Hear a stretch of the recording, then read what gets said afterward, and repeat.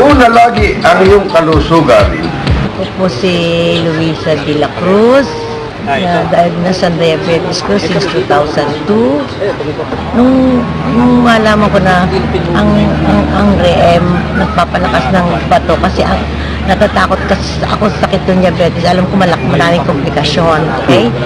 So, manaramdaman ko nung may diabetes ako yung parang mata ko, para siya may langgan, tapos nangangati katawan ko. So, bumili na ako ng RED, sinubukan ko. Dati kasi, nung hindi pa ako uminom na rin admit, yung depression ko, hindi ako nakakatulog. Parang, syempre, pagka naiisip ng mga komplikasyon, nang uminom na ako, lumakas yung katawan ko, pagka nakakatulog ako, tsaka yung puyat. Pag puyat ako, halimbawa, one day hindi ako nakatulog. The following day, nababawi ko pag umiinom ako ng RED, hindi ako napapagod. Ganon. So, kinontinue ko hanggang ngayon. Yung isa pa, kaya ako nag-stick sa RED. Nung sabi sa akin ng doktor na mag-insulin ako kasi hindi siya bumababa. Nung mag-re ako, na-maintain ko yung walang komplikasyon. Yan ang pinagpapasalamat ko. Very effective sa akin.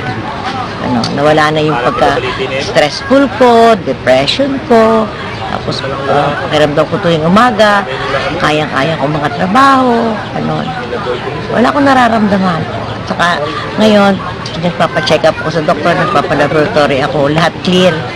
Wala akong trouble sa kidney, sa lungs, whatsoever, wala akong komplikasyon nararamdaman. Ganun. Kaya, ngayon, nag-maintenance ko RED.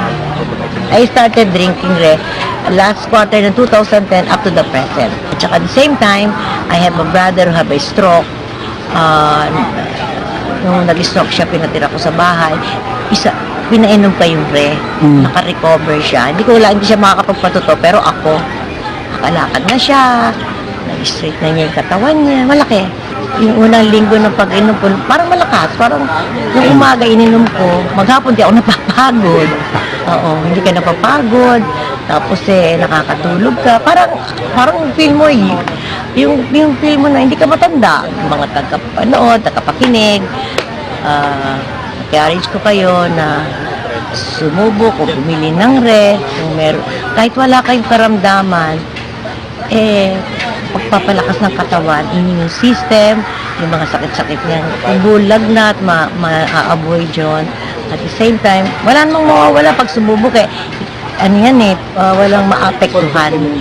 The more na lalakas ka, the more na sisigla ka, yun lang. Magiging alive.